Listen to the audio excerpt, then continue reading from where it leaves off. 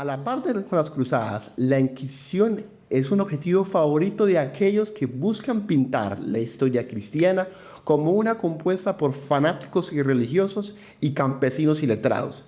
Esta narrativa ha sido reforzada por películas, libros y demás medios de comunicación, que han logrado inculcar en las mentes de la mayoría de la población mundial y buena parte de la católica que la Inquisición fue una institución intrínsecamente malvada y perversa, anticristiana y responsable de la muerte de millones de personas inocentes. Este video tiene como objetivo refutar la mayoría de las falsedades sobre la Inquisición española, abordando su origen, motivaciones, el número de personas ejecutadas, los métodos empleados por la Inquisición y si la propia existencia de la Inquisición es contraria a la fe. ¿Qué es? Antes de explicar qué realmente fue la Inquisición, deberíamos comenzar a definir exactamente qué es una Inquisición. La palabra Inquisición proviene de la antigua palabra francesa para investigación o indagación. En el sentido cristiano se refiere a los esfuerzos para combatir la herejía o las falsas enseñanzas que violan los principios cristianos. Si no se puede imaginar qué es una herejía, lo invito a que observe lo que dice alguno de los llamados cristianos de hoy en día. Bingo Allison se convirtió en el primer sacerdote anglicano de la comunidad LGBT+, en una iglesia de Liverpool, Inglaterra. Allison, de 36 años, se identifica como una persona de género no binario. I believe in the non-binary God, whose pronouns are plural. I believe in Jesus Christ, their child, who wore a fabulous tunic and had 2 dads. El diablo no existe. Dejen de joder. Ese es un maniqueísmo de un diablo enfrentado a Dios. Eso es poca teología, eso es no haber estudiado teología. Orígenes. Ahora que tienes una idea de cómo se ve y suena la herejía, hablemos un poco sobre la historia en la península. El Tribunal del Santo Oficio, o más simplemente llamado la Inquisición, surgió a finales de los 1400, cuando la reconquista de España estaba llegando a su fin. Recordemos que desde el siglo VIII los ejércitos musulmanes invadieron la península y futuramente establecieron allí califatos musulmanes que mantuvieron dominio de España por más de 700 años. Eso significa que la España de hoy en día lleva más años como provincia islámica que como nación católica. Después de siglos de arduos conflictos, los cristianos salen triunfantes, pero con la victoria surge una nueva dificultad, que era la presencia de miles de musulmanes y judíos que poca o nada simpatía tenían con sus nuevos gobernantes. Su descontento lo convertía en un factor de riesgo, ya que podrían aliarse con las naciones musulmanas para intentar recuperar la península. Al principio, la propuesta fue la conversión pacífica de los habitantes y la reinserción a la sociedad española, pero esto no dio fruto. Muchos, aunque se dijesen católicos, en privado continuaron con sus antiguas prácticas y a su vez empezaron a formar grupos para resistir a la corona. Ante el problema, los reyes católicos Isabel de Castilla y Fernando de Aragón piden permiso al Papa Sixto IV para crear un órgano religioso encargado de controlar a los grupos disidentes. El Papa acepta y mediante la bula papal Exigit Sincerae Devotiones Affectus crea lo que llamamos hoy en día como la Inquisición. Esta bula afirma que en diversas ciudades de España han aparecido muchos que, renovados en Cristo por el sagrado bautismo, han vuelto a los ritos y usos de los judíos.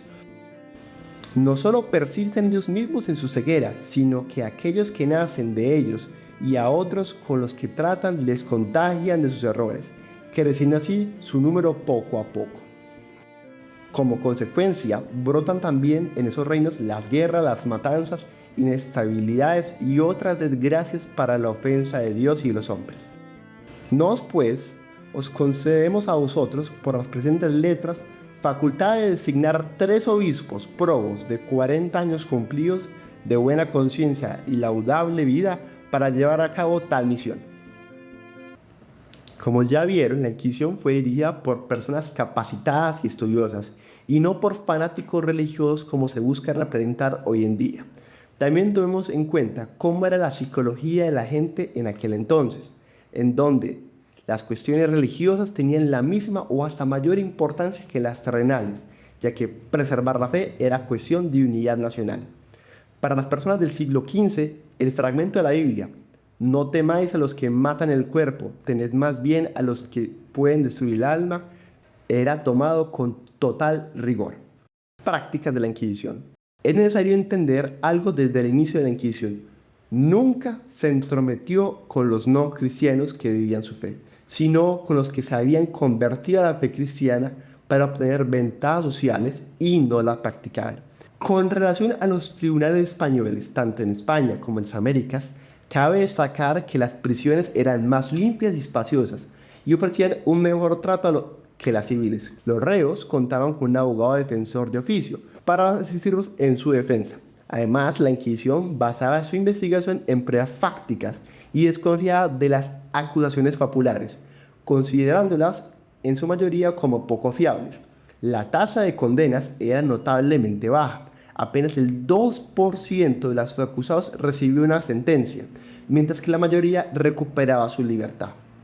Asimismo, el propósito fundamental de la Inquisición no era la condena, sino el arrepentimiento del procesado, ya que según la mentalidad de la época, lo más importante era garantizar la salvación de las almas. ¿Y cuántos fueron muertos o quemados por la Inquisición española?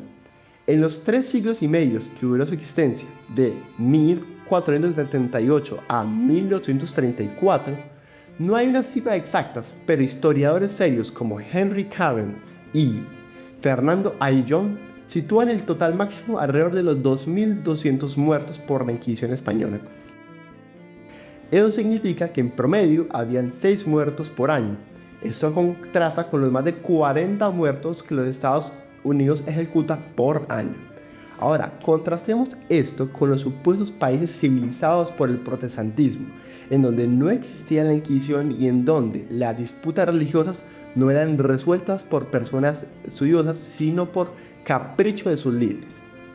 En Inglaterra, Enrique VIII mandó a ejecutar cerca de 50.000 católicos que se negaban a convertirse al anglicanismo protestante.